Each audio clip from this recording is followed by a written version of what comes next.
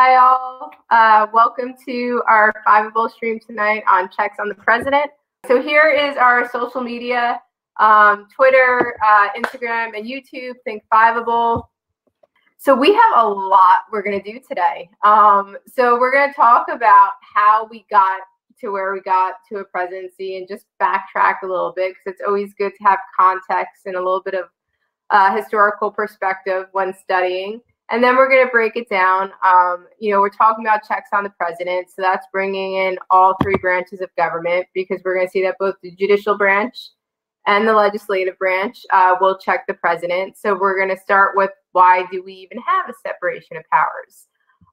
Then we're going to talk about the concept of checks and balances. So yeah, you can have a separation of powers, but then it's also important to set up this system where each branch is going to check and then balance each other.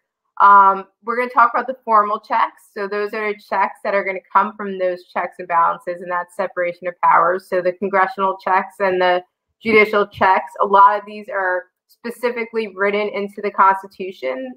So those are going to be more formal, because that's where they can be found. And then we're going to talk about more of the informal checks. So things that kind of over time have come about, other ways of checking the president that might not necessarily come from our branches of government, but come from other sources. And these other sources really weren't there when our country first got started. And that will probably make a little bit more sense when we get to that part. And then I have some fun multiple choice practice questions, because I know the best part on the exam for everyone are those multiple choice questions. My students love them. I'm sure you all love them. So we'll do a couple practice ones, and they'll all be relevant to things we talk about tonight. So it'll be a great review of what we went over tonight. So let's jump right on in here and talk about how we got to the fact that we have three branches of government. So memories of our relationship with Britain, right? Like if you've ever been in a relationship, that was probably a really bad breakup that we had with Britain. And bad memories. And so it's like, we don't want to date that type or get into that type of relationship again. So when we're creating our Constitution, we're thinking about, how do we balance the fact that we want a strong government? Our Articles of Confederation, super weak, didn't work out. So we know we need to make a stronger central government. But at the same time, we don't want tyranny to ensue and go back to kind of what the situation we have with Britain. So how do we do that? And so that's where the concept of distributing power comes in. Because if we distribute power and we don't put it in the hands of one person, or we don't put it in the hands of one branch, then we're not going to run into those tyrannical, ideally, type governments again. As long as each branch is checking each other and doing what they're doing, it's supposed to be doing, and then calling each other out when a branch is not doing what it's supposed to be doing, we should be good. So let's talk about this concept of separation of powers. So the Baron de Montesquieu, if you studied APUS, you might have heard a little bit about him. If you're studying AP Government, you've probably definitely already heard about him. He's a dude that comes up with the whole idea of separation of powers. He's the one who talks about it, and and you can probably tell from this picture and the way he's dressed with his little robe he's got going, like he's long time gone, right? By the time our government's being created. So we're just looking at his writings. Our founding fathers are taking into account his ideas that he's written about a long time ago. But one of the things that he talks about is a separation of powers. And he talks about the whole purpose of a separation of powers is to create multiple levels within your government. And that way you can prevent the concentration of power. You're not going to have one part of government, one person in government becoming way too powerful. And the interesting thing about our government is, when we think of separation of powers, a lot of times we automatically go to our three branches of government. So we're like, yeah, separation of powers, they're talking about the executive branch, the judicial branch, and then the legislative branch. I can't believe I almost forgot that. But we also separate powers in another way. Do you know the other way in which our government is separating powers? It's between two levels of government, you might say. Yeah, awesome. Yes, both of you are correct. Very cool. So yeah, between our federal government and our state governments. So that whole idea of federalism. So we see separation of powers in that respect as well. We're mostly focusing on our three branches of government because we're studying overall American government. And each state is kind of wonky as far as their systems of government that they have, but still important to understand that concept of federalism and the division of power that we have between the federal government and between the state governments. Do we have an absolute separation of powers? So knowing what you all do about our three branches of government, would you say that we have separated powers, or do you think that there might be one branch that could possibly be more powerful than another? That's Frankie, who wants to answer this question, but I'm going to let you all throw in your 2 bits. And this is totally an opinion question. There really is no right or wrong to this. It's just more of no, because some branches are more powerful. Okay, so Ashley's going with for sure, there's some branches that are more powerful. Out of curiosity, Ashley, which branch, if you had to pick one, would you say, in your opinion, is the most powerful? Congress. And you know what? When you do look at the way our Constitution was created, Article 1 of our Constitution is the longest article, and that's the one dedicated to Congress. So as much as our founding fathers are like, we're having a separation of powers, in a sense, they were putting more of a say into Congress because of the fact that we see so much attention drawn to them. Yeah, they can make laws, veto things. Yeah, Congress, when you think about it, they do a lot. A lot of times because there's so many of them, right? There's 535 altogether if you take into account the House of Representatives and the senators. I think a lot of times people, because there's not one focal point, even though, Nancy Pelosi gets a lot of attention as Speaker of the House and then Mitch McConnell as Senate Majority Leader, I think a lot of times people always just assume the executive is the most powerful in our country. And I think it's because there's one person, one name, everyone, for the most part, knows that name. Whereas sometimes when you're asking people who their Congress people are, you don't always get a yes, we know who they are. But yeah, for sure, I would probably agree with you as well, Ashley. When you look at what Congress can do, and even now when we're talking about what's going on in our country and we're going to get into the check of impeachment power, that's a pretty big power to have over the president and the executive branch, the fact that you could remove them possibly from office. And we'll get more into that as we kind of continue along here. So this is I'm sure your teachers in your classes have done a beautiful chart or a graph of somehow showing you all the different directions and the different ways in which we check and balance the three branches. We have it, okay, yeah. It's pretty common sometimes that either your teacher might have you do one at one point, or they throw one up there, and there's some pretty cool designs out there showing off the different checks and balances. But obviously, we're going to be focusing on the checks tonight that take place on the president. So that's where the gist of our conversation is going to be. But also important to understand that Congress can check the Supreme Courts, and the Supreme Courts will also check Congress as well. And then the president, as much as we're looking at how is it that both of these branches check the president as well, we're going to see, is going to have checks on Congress and then have checks on the courts as well. And some of these are dual checks. So for instance, the president checks the courts in a sense by appointing judges, and then the Congress is checking both the courts and the president it's the Senate by approving of those judges. So you'll see sometimes the branches have to work hand in hand together, which can become really difficult when we have different political parties in our country in charge of each branch, which always makes things interesting. All right, so here we go.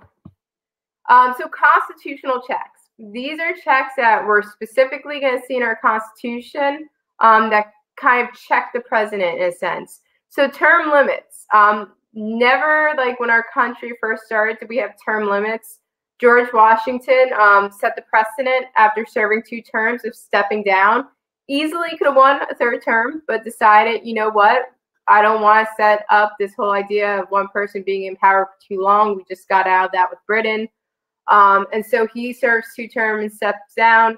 We see all presidents moving forward. Some might not be reelected for that 2nd term, but all the presidents who were reelected for that 2nd term, we don't see them shooting for that 3rd term until FDR.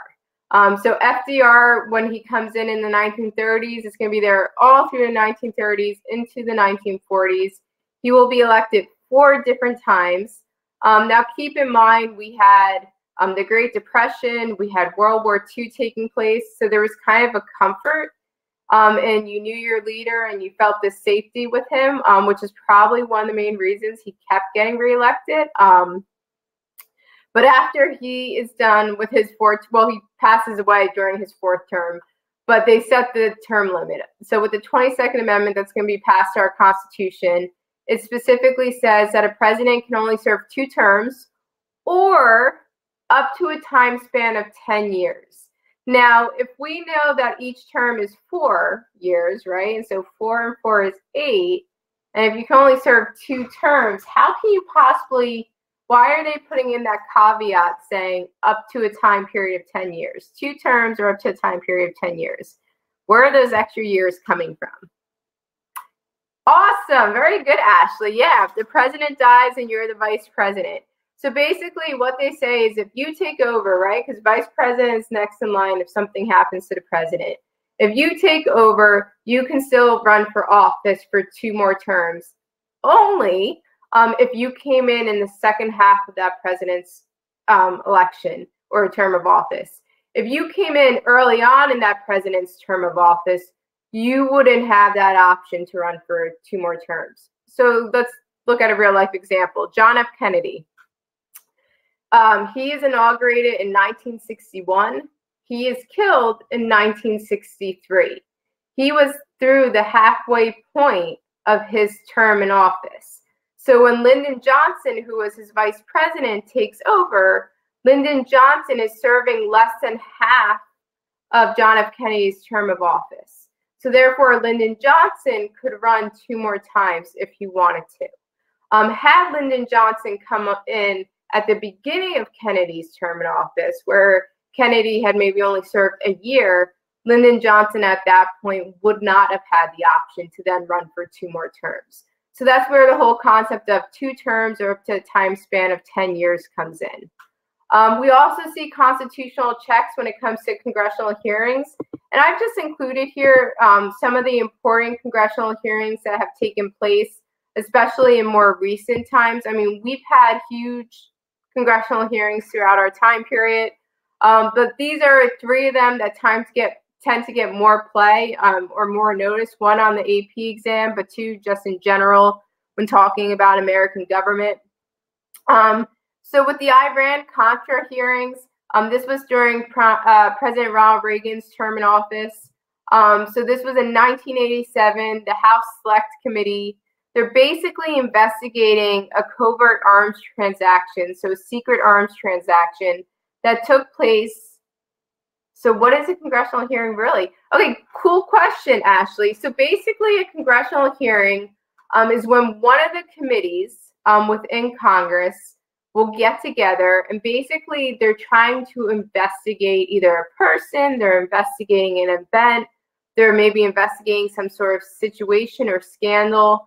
And so they're going to call forth the people who might have been involved in that or who might have firsthand knowledge about whatever it is they're investigating. They're going to call them forth to come and ask questions. And now in our day and age and the technology we have, most of these congressional hearings, when they take place, most of them are televised so the public can watch. Some of them, if you're looking at like what's going on right now currently in Congress with the impeachment hearings, so we have different committees in the House of Representatives right now conducting hearings within their different committees, and they're calling forth people to testify who might have firsthand knowledge of what President Trump is being accused of. But those hearings right now are not being televised. Should we get to the point where articles of impeachment are being passed, at that point in time, you might see televised hearings take place. A lot of times when they're doing these committees and they're holding hearings and holding these investigations, whether or not televisions and the media will be allowed in really depends upon if there's any sort of intelligent or secret information that can't get out. And therefore, they really have to keep it just to a small group of people, just as Congress people can be there to hear that information. If it's something where you don't have to worry too much about government secrets or intelligence or anything like that, a lot of times those hearings will be more public for people to hear, or for people to watch. And people can also go and view them in person too, besides just watching them on the TV. So Iran-Contra, that was a perfect example of where people were able to watch these hearings on TV. This one was specifically the House Select Committee, which was basically holding these hearings and calling people to testify. And it had to do with whether or not our government secretly sold arms, meaning military weapons. And specifically whether or not Ronald Reagan, who was our president at the time, was he aware of these weapons being sold? And so what we end up seeing here is that they have all these different testimonies come out, and we see it was 41 days actually that this whole hearing took place. Some hearings take a long time, some are a little bit quicker. But people were just kind of glued to their TV watching, and there were some people who Ronald Reagan himself never, was accused. Well, I shouldn't say was accused. Ronald Reagan was never found to be a part of these secret dealings to the point that he was going to get in trouble for it. But what they did find out, there were different military leaders and other people who did get blamed for these military weapon transactions that were taking place between our government and then the government of Iran, which is interesting. So this was in the 1980s. And when you think about our country's relationship with Iran today, it's kind of like funny that you would think we might get caught up in like a military weapon, like trading secret thing with them. Because 1987 wasn't too long ago. The Whitewater scandal, this is going to involve Bill Clinton. And there were many scandals during Bill Clinton's presidency. So Bill Clinton is a president who had articles of impeachment passed against him, but he was found not guilty in the Senate. But in this scandal, this actually has to deal with a real estate scandal that was taking place with the Whitewater Development Corporation and financial contributions that Bill and Hillary Clinton had made to this Whitewater Development Corporation while he was governor of Arkansas. Basically, the Justice Department and independent counsel, they're going to launch investigations. Bill and Hillary Clinton never faced prosecution, but we are going to see that other people who were involved in this, who were involved in the real estate investment part of it, did end up facing prosecution for it. If you think about, like, sometimes when you hear about people saying how Bill and Hillary Clinton, like, people will like have this conspiracy theory that they get away with different things. This is one of those things, but through the investigation, they were found that they had really committed no wrongdoing. And then finally, the last one, as far as hearings, is Hurricane Katrina. And the Hurricane Katrina hearings, so Hurricane Katrina took place in Louisiana. This was during President George W. Bush, so the second of the Bushes in the early 2000s. This was during his presidency. And basically what these hearings wanted to do is they wanted to look at the response of the government to this major natural disaster in our country and whether or not our government responded well, if there's things that we can improve on in the future. And basically what they came to conclude in these hearings was that our government officials really took very insufficient actions that led to a large loss of life in Louisiana.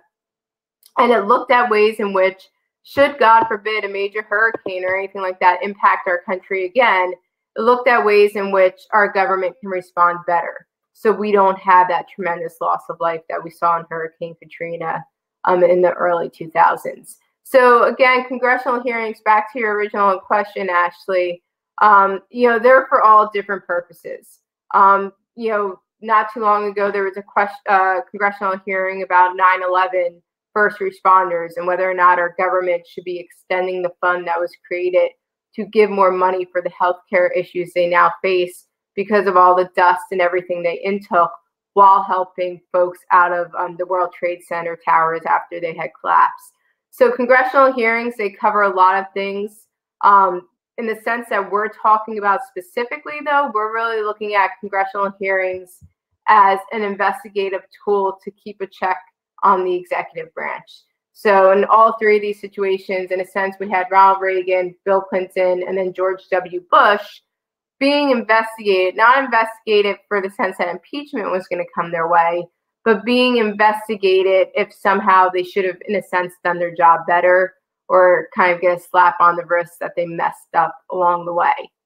So looking at some presidential powers, so this is another way we see checks on the presidency, where we'll have a presidential power, meaning that the president is guaranteed this power, that they're allowed to do this, and then we'll see that Congress can then check it, that power, to make sure that they're using the power properly, in a sense.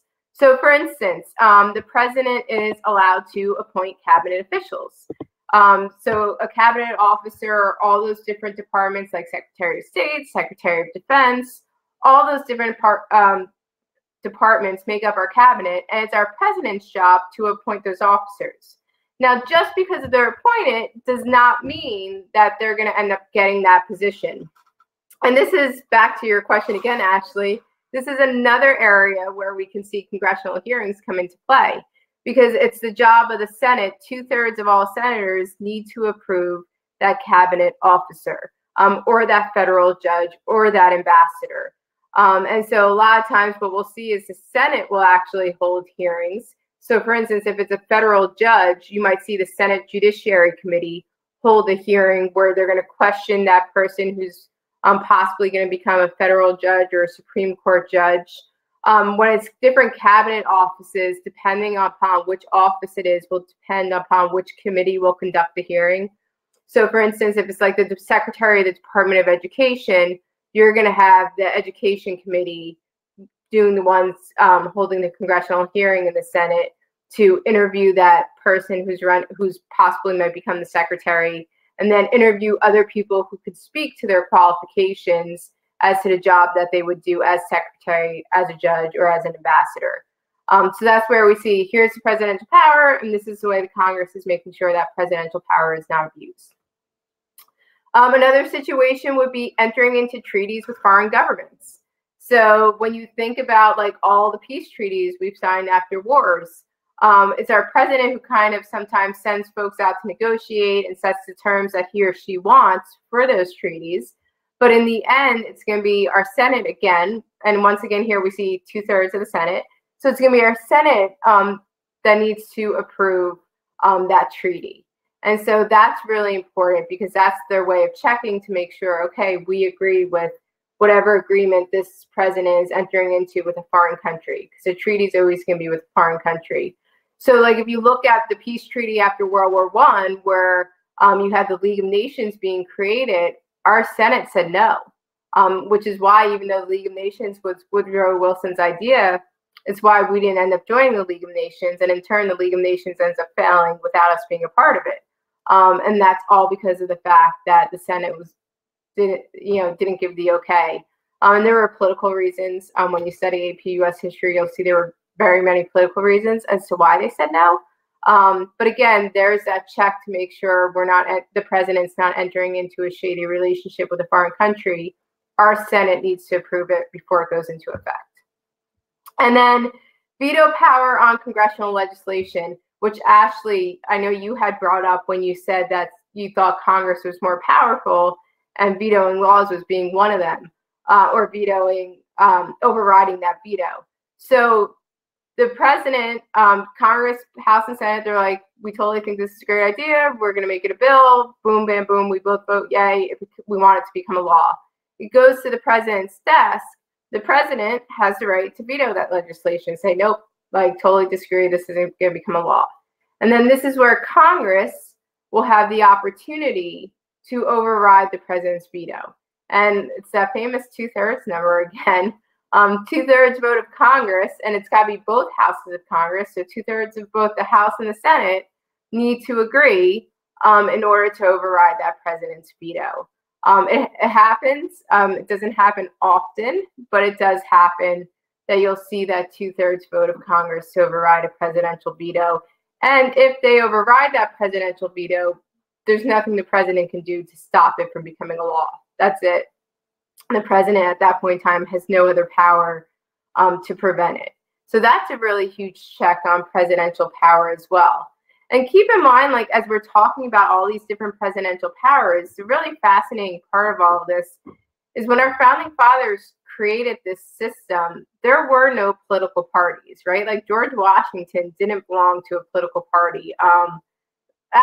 During his presidency, we saw the parties develop, but it's fascinating to think, like, they weren't even taking into account a government or a world with political parties, and how dramatically, like, the political parties now changes the landscape of these veto powers and these overriding powers, right? Because nowadays we're like, well, if the Congress and the president are of the same political party, like, vetoes don't really become an issue because Congress is probably passing what the president wants.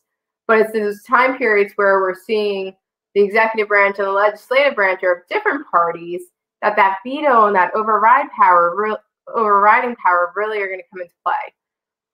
So it's just fascinating when you think about, like, they made this Constitution all these years ago and how times have changed, but it still, in a sense, works, which is super, super cool. Any questions, though, about presidential powers and congressional checks that we've done so far? We have a bunch more to get to, but I do want to take a second to breathe because I know I can go blah, blah, blah, blah. To answer any questions, comments, whatever it might be. If you're looking at this list, what to you, like, out of these congressional checks, do you think is, like, the biggest power they have, or the biggest way that they can keep the president in check, so to speak?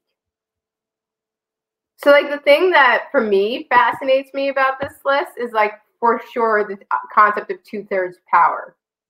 And the fact that we need 2/3 in a lot of these, to me, that's just huge because, like, it's hard to get a majority in our country, right? A majority of our Senate or a majority of our House to agree with something. And now, bam, like 2/3, that's taking it up a huge level. So to me, that, whatever, that fascinates me. So, I forgot, I have to go back to this to switch. All right. So moving on to war powers. One of the powers, a big power our president has as commander-in-chief of the military and the armed forces, is that they can go to Congress to declare war. And this is super interesting in the fact that our president cannot declare war on his or her own. Our president basically goes before Congress, has to give, like, some sort of speech or reasoning as to why he or she believes we need to go to war against whoever it might be. And it's up to Congress to declare war. So I find that super, super cool, that Congress is the one who has to say, yes, we think we should go to war. So that's a check. So that way the president's just not in a crazy way getting us into war after war after war. Where there's a little bit of a caveat or an exception, so to speak, happened during the Vietnam War. So during the Vietnam War, Congress had passed legislation that was known as the Gulf of Tonkin Resolution. And basically, this just gave a blank check to our president to continually keep sending troops over to Vietnam, right? And that became a huge, huge issue, that the president was just sending troops and there needed no congressional approval. No war was declared in Vietnam. But this Gulf of Tonkin Resolution, and I'm going to write it here just so you all have the name, because this is really important. I forgot to put it on the slide. This Gulf of Tonkin Resolution, it was a blank check. It was basically Congress saying, you don't have to declare war. We're just going to let you send troops as you want. And so in a sense, we're engaged in a war. We call it the Vietnam War, even though war was never declared. So then they changed it with the War Powers Act in 1973 because they realized they were giving the president a little too much power.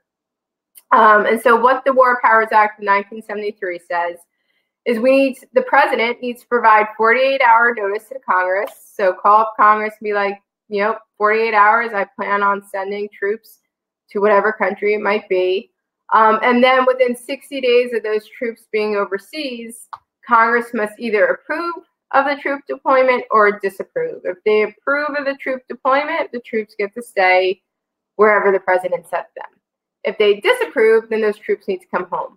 So if you look at, like, after 9/11, our situation with Afghanistan and our situation with Iraq, two situations where we still have troops today that war was never declared, but because of this War Powers Act, the president had the power to send troops, and then Congress approved of it. Even if you've been paying attention to the news, to everything that's going on in Syria, again, a situation where we've never declared war over there, but we have troops over there. This is a situation, too, where the president has sent troops, given Congress a heads up, yo, by the way, I'm sending troops, and Congress has approved of it. So this War Powers Act does, in a sense, kind of extend the powers of our presidency, because it's a way to get around like sending troops without declaring war. And just an aside, you know, like for people who fought in Vietnam, if you refer to it as like the Vietnam conflict, because technically, right, war wasn't declared, that really offends people who fought in Vietnam because they lost. There were so many lives that were lost that really ends up offending them. So this power has a huge social ramification. So this is probably, for sure, the most timely, the ultimate power, that power of impeachment, because of everything that's going on in our country today, right? We're living this right now, which, love or hate Trump, it's cool to watch this. If you're a history person, to watch this all unfold, it's fascinating to see. So the House of Representatives has the power to conduct investigations into the presidency and to draft articles of impeachment. So that's what we're seeing right now. The House of Representatives, there's 6 different committees within the House of Representatives that right now are conducting investigations into President Trump. And they're kind of looking at all different things. I mean, the main thing they're looking at is what took place in Ukraine because of the whistleblower account. We do have one of the finance committees kind of looking into some of President Trump's dealings financially with other countries. But there are all these different committees, right, are investigating, they're calling witnesses, they're having hearings, they're subpoenaing for different papers and different facts. And what in the end will happen is these committees will then take a vote, and each committee will vote separately as to whether or not they think they have grounds for impeachment. And if they do, what they're doing is they're voting on an article of impeachment. And in that article would state, the president has violated his or her office because of blah, blah, blah, blah, blah. And even though there's 6 committees investigating the president right now, all it takes is for one committee to draft one article for it to go to the full House of Representatives for a vote. So say a committee drafts an article of impeachment and says the president has violated his or her term of office by doing this. It then goes to the full House, so all 435 members at that point in time will have the chance to vote on whether or not they agree that yes, the president has violated his or her oath of office based on what that committee has investigated and found. In the case we're currently in right now, we see that our Democrats are in the majority of the House of Representatives. So there's a good chance, should an article of impeachment come before the full House, there's probably a good chance that they'll pass that article of impeachment. But just because you have an article or articles of impeachment passed against you doesn't necessarily mean you're going to be removed from office. Because keep in mind, we've had 2 other presidents. We had Andrew Johnson, who had taken over for Abraham Lincoln when he was assassinated. And then we also had Bill Clinton, who both had articles of impeachment passed against them. But the second part of this is then it goes to the Senate. And the Senate holds a trial. And basically, the Chief Justice of the Supreme Court presides over the trial. And so then they hold this trial, and the senators at that point have to vote for an impeachment. And that requires a 2/3 vote of Senate for removal from office. And I already told you, I just totally blew apart my question here about what 2 presidents in history were impeached but not removed. Well, let's see if you were paying attention. Which 2 presidents in history were impeached but not removed? Awesome. Thank you, Ashley. Yeah. So Andrew Johnson and Bill Clinton. Oh, thank you, Sandra. Yeah.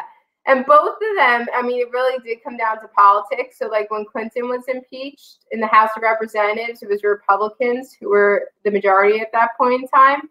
And then in that situation in the Senate, they found him not guilty. Same thing with Andrew Johnson. The funny thing with Andrew Johnson is he was found not guilty only by 1 vote. So he became really close to being removed from office. Trump is a Republican. Yes, that's correct.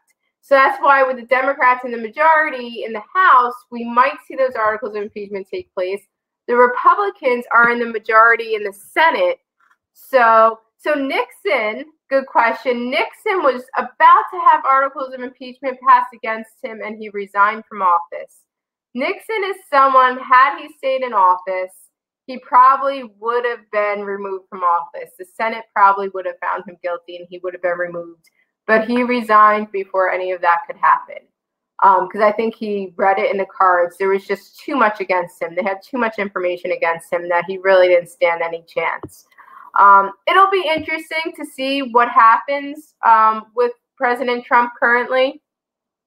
You know, it seems like more and more information is coming out every day. And I think what we're left with Trump is there's no denying what took place. I think the question is whether what President Trump did is an impeachable offense. And that's where the question is, because I don't think he's even at this point denying his phone call with the Ukraine or anything like that. It's more of a question of, does the act he did, does that warrant impeachment? So we'll have to see. I'm sure it's going to be exciting as we keep going through all of this. Judicial checks on the president. So the Chief Justice, as I mentioned before, he or she will get to preside over the impeachment trial in the Senate. That is also interesting because, especially right now, right? So October 1st is when the Supreme Court session begins. So our Supreme Court currently is holding hearings and listening to different testimony, and then they usually make their decisions in the spring. But if the Chief Justice has to leave the Supreme Court to go preside over an impeachment trial, that's one less justice on the Supreme Court listening to cases, which means there's a better chance, right? We have 9 justices with the Chief Justice. We have 8 if you take him away. It could mean a tie on different cases within the Supreme Court. So that would, I mean, there's just so many fascinating implications over everything that's taking place with this impeachment trial, and how it can impact so many different facets of our government and of our lives, which is just fascinating. And then the most important check that the judicial branch has on the president is going to come with judicial review, which is all thanks to that great court case in Marbury versus Madison with the midnight judges and all the excitement of that. That's where you find that judicial review coming into play. And judicial review, can anyone sum up what judicial review is? Yeah, absolutely. So the Supreme Court has the power to rule on whether a law passed by Congress or an act done by the president is constitutional or not constitutional. It's okay. I have my own spelling issues at times as well, so please do not at all worry about that. We all have our moments when it comes to spelling. And then New York Times Company versus the United States. This is just a perfect example of the president doing that. This all goes back to actually Nixon and that whole Watergate scandal. There were these documents known as the Pentagon Papers, which basically were going to give out a lot of information. Not so much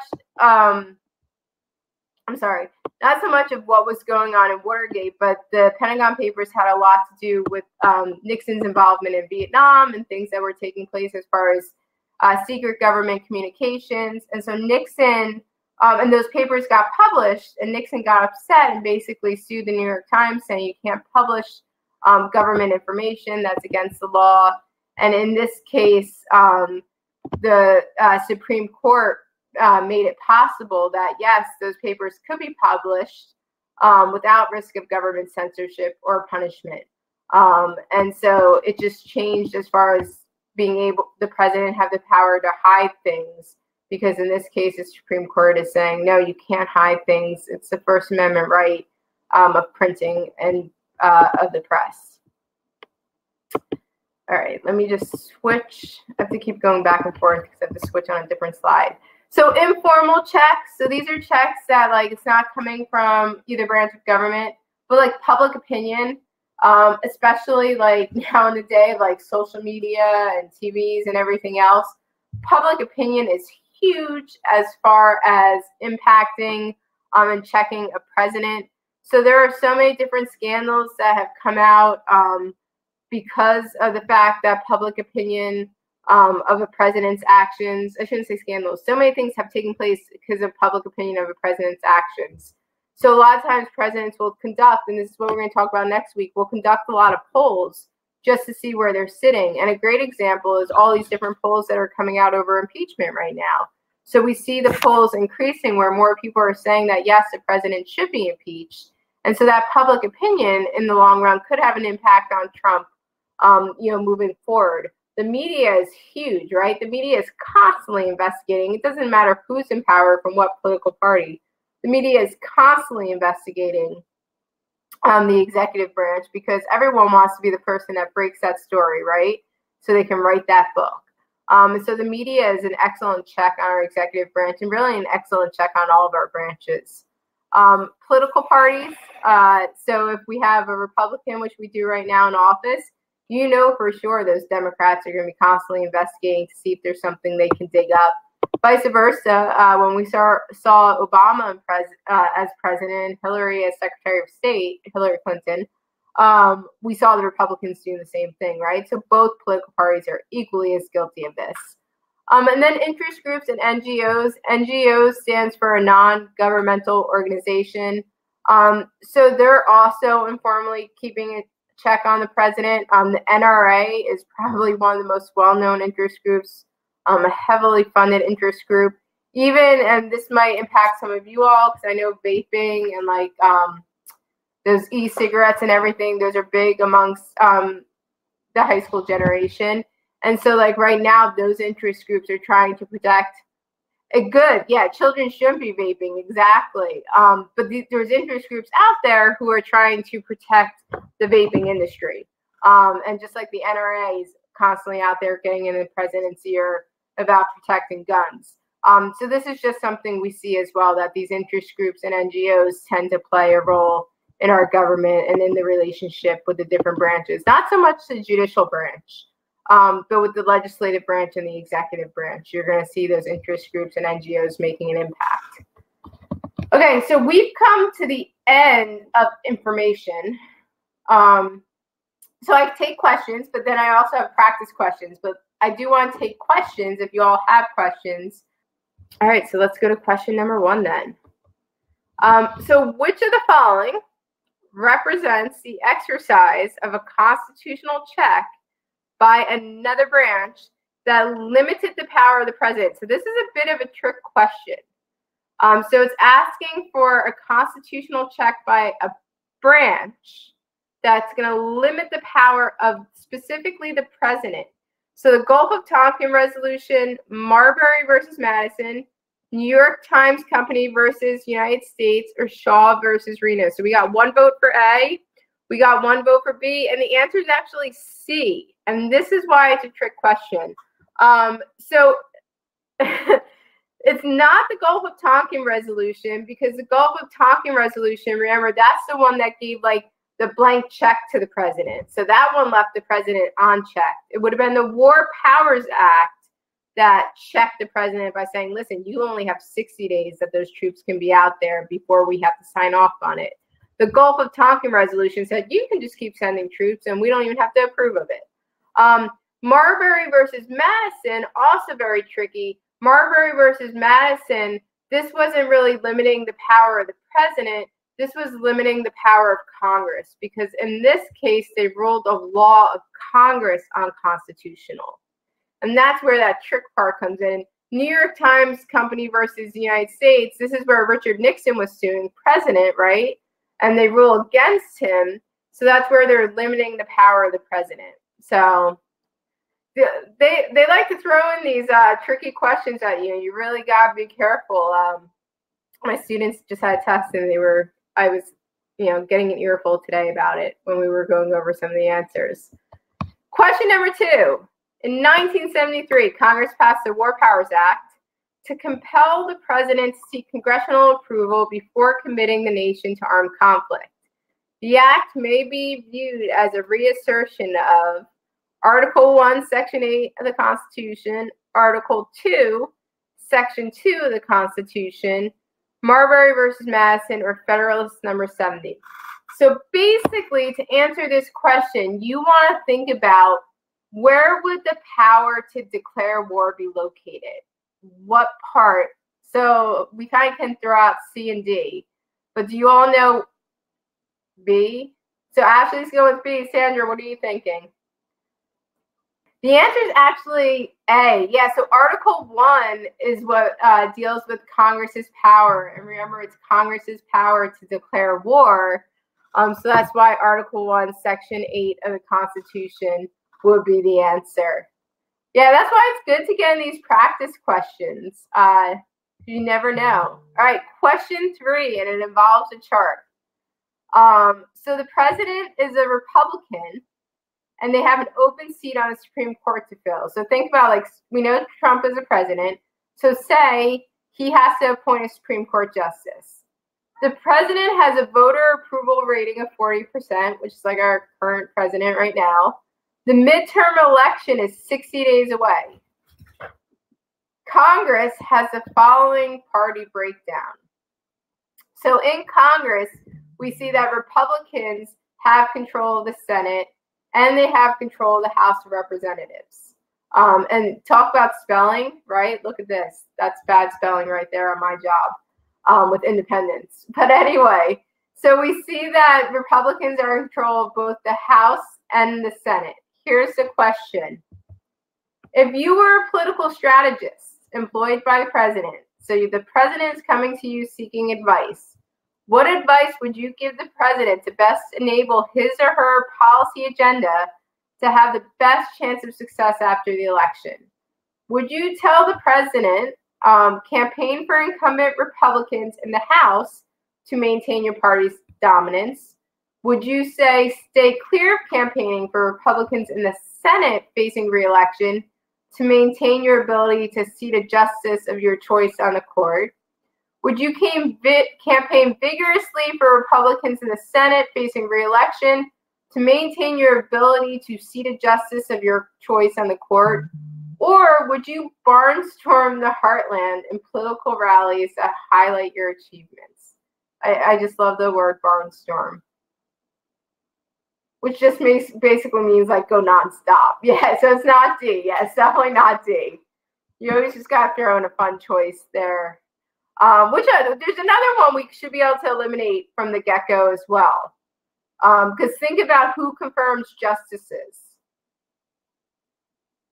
Right? So one of these don't confirm justices, so campaigning for them wouldn't matter.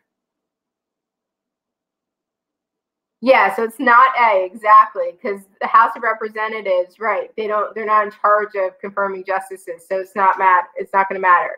So, do you want to stay clear of campaigning for Republicans in the Senate facing re-election to maintain your ability to seat a justice of your choice? Yeah, so it's C. Very good. You want to campaign for those Republicans in the Senate because you want to make sure you keep the majority in the Senate. And that's very important because you want to be able to get that judge on. Because having the majority will help you get there.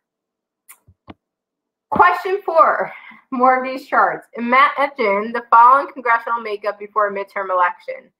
So in this one, again, we're still dealing with a majority of Republicans in both the House and the Senate.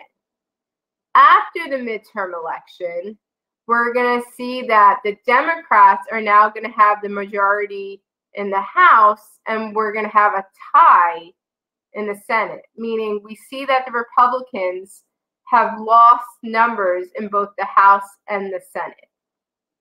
Here's your question.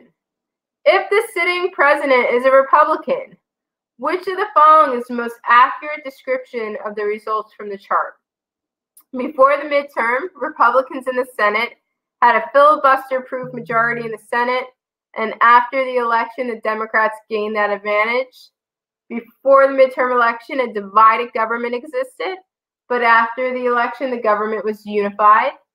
Before the midterm election, the president had a greater chance of fulfilling his or her policy agenda than after the election. Or before the midterm election, independent senators had more leverage than after the election. So it's not D. Very good. Anything else we can eliminate? It's not B. Good. So A or C? Yeah, Ashley, very good. It is C. Yep, very good, Sandra. It's definitely C. So before the midterm election, when the president had control, the Republicans had control of both the House and the Senate, it's going to make it super easy for the president to get his or her policy agenda through. They're going to pass laws easily. He or she can then sign them into law, and a lot will get accomplished. Whenever you have a political party that's the same in both the Congress and the presidency, a lot gets done. I think that's my last question. It is. Any questions you all might have on anything we went over? Any tidbits at all to share? See, I don't know if you could hear him come back and say hi, but that's my cat sneaking in. You can see on the side there. They always have to come and make an appearance. But anyway, so again, just to show you, yeah, he likes to do that all the time when he thinks I'm not giving him enough attention. He has to make himself known, which is great at like 3 o'clock in the morning. Always a good time. Thank you, Ashley and Sandra, for joining me tonight. Check us out on social media. Talk about your love for AP government and politics. But enjoy the rest of your week. Enjoy your time at school, and I hope to see you all again next week. And thank you so much for joining me tonight. Have a good one.